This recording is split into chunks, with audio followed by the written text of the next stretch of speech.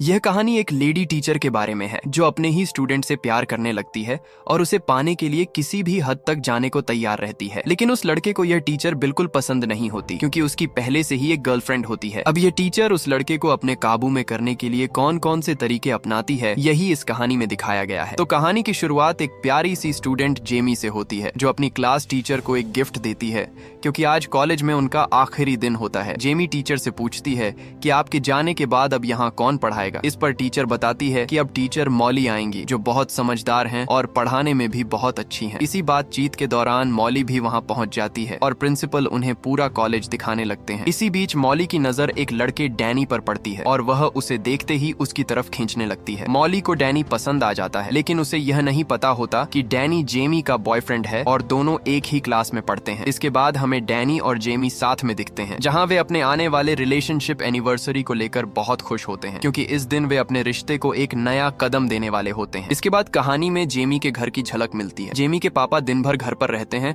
और बस मोबाइल पर गेम खेलते रहते हैं, जबकि उसकी माँ डबल शिफ्ट करती है और पूरे घर का खर्च उठाती है। इसी बात को लेकर जेमी के माता पिता में अक्सर झगड़ा होता रहता है। जेमी को यह सब बिल्कुल अच्छा नहीं लगता लेकिन वह अपने पापा से कुछ कह भी नहीं पाती। अगले दिन क्लास में मॉली खुद के बारे में सबको बताते हुए बार बार डैनी की तरफ देखती रहती है। क्लास खत्म होने के बाद वह डैनी से कहती है कि उसकी पढ़ाई कमजोर है इसलिए उसे एक्स्ट्रा क्लास लेनी चाहिए। डैनी उसकी बात मान लेता है और एक्स्ट्रा क्लास के लिए तैयार हो जाता है। मॉली उसे अपने पास बिठाती है और कहती है कि अगर उसे अच्छे कॉलेज में एडमिशन चाहिए तो उसे रोज उससे पढ़ना शुरू करना होगा। असल में यह सब मॉली की चाल होती है। वह जानबूझकर यह सब कर रही होती है ताकि डैनी के करीब आ सके। लेकिन डैनी अगले दिन की क्लास के लिए मना कर देता है क्योंकि उस दिन उसकी और जेमी की एनिवर्सरी होती है। यह सुनकर मॉली को बिल्कुल अच्छा नहीं लगता। जब डैनी वहाँ से जाने लगता है तो मॉली उससे उसका फोन नंबर ले लेती है। घर पहुँचने के बाद मॉली का पूरा ध्यान डैनी पर ही रहता है और वह सोचने लगती है कि किसी तरह जेमी और डैनी को अलग कैसे किया जाए। तभी उसके दिमाग में एक आइडिया आता है। अगले दिन वह जानबूझकर जेमी को असाइनमेंट में सी ग्रेड दे देती है। यह देखकर जेमी को बहुत बुरा लगता है। क्लास खत्म होने के बाद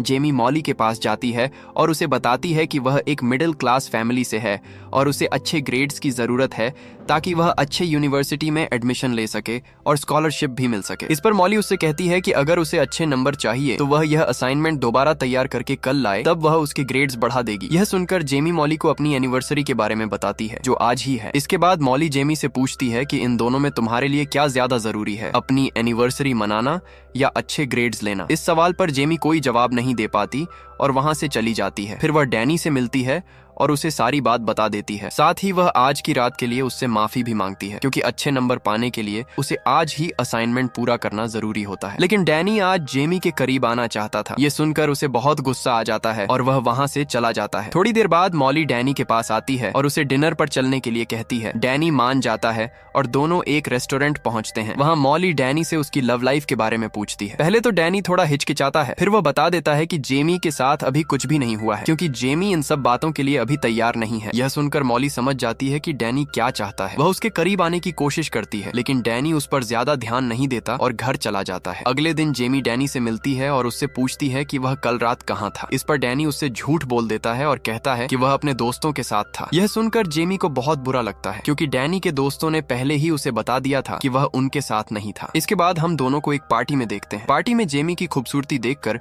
डैनी खुद पर काबू नहीं रख पाता और उसे एक कमरे में ले जाता है। वहाँ वह उसके करीब आने की कोशिश करता है लेकिन जेमी उसे बीच में ही रोक देती है। इससे डैनी का पूरा मूड खराब हो जाता है और वह वहां से चला जाता है। दूसरी तरफ मॉली जानबूझकर अपनी कार खराब कर देती है और डैनी को बुलाती है कि वह कार ठीक कर दे। डैनी वहां आता है और उसकी कार ठीक कर देता है लेकिन इस दौरान उसके हाथ गंदे और चोटिल हो जाते हैं। यह देखकर मॉली उसे अपने घर ले जाती है और तौलिए से उसके हाथ साफ करती है। वहीं वह फिर से उसके करीब आने की कोशिश करती है। इस बार डैनी खुद को रोक नहीं पाता क्योंकि अब सारी सीमाएं टूट चुकी होती हैं और दोनों के बीच रिश्ता बन जाता है। अगले दिन जब जेमी कॉलेज जाती है तो मॉली उसे फिर से असाइनमेंट में सी ग्रेड दे देती है। यह देखकर जेमी समझ नहीं पाती कि उसने इस बार तो बहुत अच्छा असाइनमेंट बनाया था, फिर भी उसके साथ ऐसा क्यों हो रहा है। तभी जेमी की नजर एक खाली क्लासरूम पर पड़ती है जहां मॉली और डैनी दोनों अकेले बैठे होते हैं। ये देखकर जेमी के मन में डैनी को लेकर शक पैदा होने लगता है। इसके बाद जेमी क्लास खत्म होने के बाद चुपचाप डैनी का पीछा करती है। वह देखती है कि डैनी सीधा मॉली के घर जा रहा है। जैसे ही डैनी घर के अंदर जाता है जेमी खिड़की से झांक कर देखने की कोशिश करती है। तभी वह देख लेती है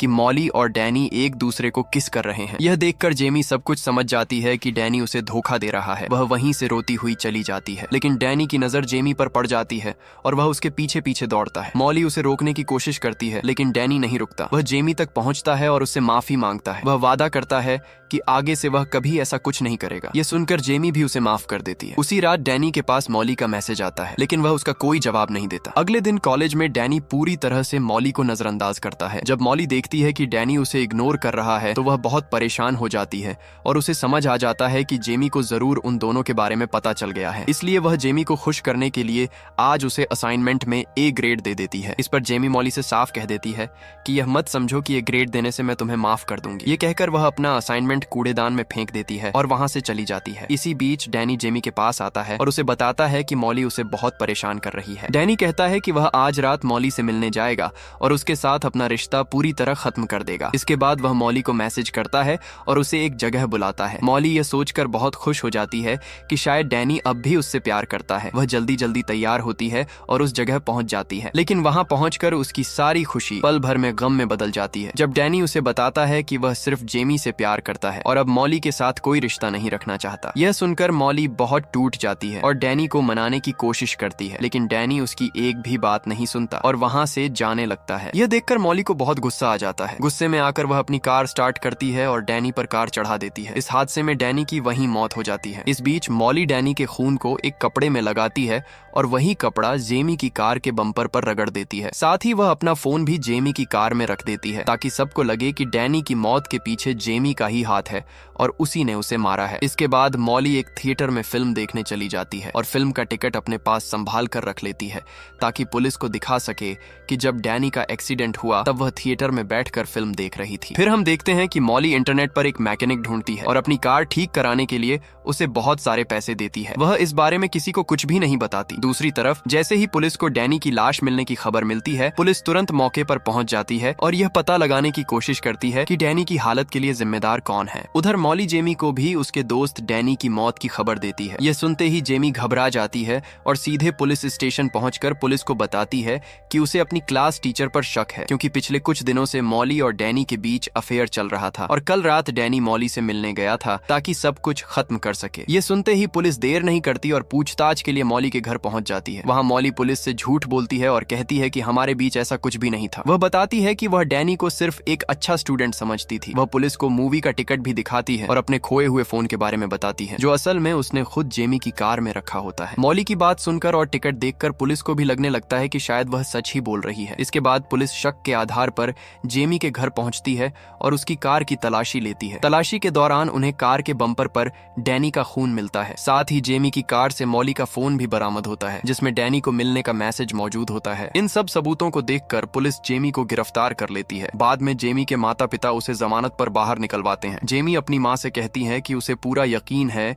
कि डैनी को किसी और ने नहीं बल्कि मॉली ने ही मारा है। इसके बाद जेमी की माँ मॉली के खिलाफ सबूत इकट्ठा करने की कोशिश शुरू कर देती है ताकि जेमी पर लगा डैनी के मर्डर का इल्जाम हटाया जा सके। इसके लिए वह सबसे पहले कॉलेज जाती है और चुपके से मॉली के बैग से उसकी कार की चाबी निकाल लेती है। फिर वह मॉली की कार चेक करती है और तभी उसे उस मैकेनिक के बारे में पता चलता है। जेमी की माँ उस मैकेनिक के पास जाती है और उससे मॉली के बारे में पूछती है, लेकिन मैकेनिक उससे झूठ बोल देता है और कहता है कि न तो उसके पास इस नाम की कोई महिला आई थी और न ही उसने किसी कार की मरम्मत की थी। ये सब सुनकर जेमी की माँ बहुत परेशान हो जाती है। वह उदास होकर वहाँ से जाने लगती है। तभी मैकेनिक की एक महिला कर्मचारी उससे मिलती है और उसे पूरी सच्चाई बता देती है। वह बताती है कि कैसे मॉली ने बहुत सारे पैसे देकर अपनी कार ठीक करवाई थी। जब जेमी की माँ उससे कहती है कि वह ये सारी बात पुलिस को बता दे तो वह मना कर देती है। वह कहती है कि अगर उसने सच बोल दिया तो मैकेनिक उसे नौकरी से निकाल देगा और यह नौकरी उसके लिए बहुत जरूरी है। इसके बाद जेमी की माँ घर लौट आती है और अपने पति को सारी बात बताती है। जेमी भी चुपचाप यह सब सुनती रहती है। फिर जेमी अपनी माँ से कहती है कि उसे मॉली के घर जाना चाहिए, लेकिन उसकी माँ मना कर देती है। वह बताती है कि जेमी के पैर में पुलिस ने एक ट्रैकर लगाया हुआ है ताकि वह कहीं भाग न सके। इस वजह से वह खुद भी कोई रिस्क नहीं लेना चाहती। उस वक्त जेमी अपनी माँ की बात मान लेती है, लेकिन रात में जब उसके माता पिता सो जाते हैं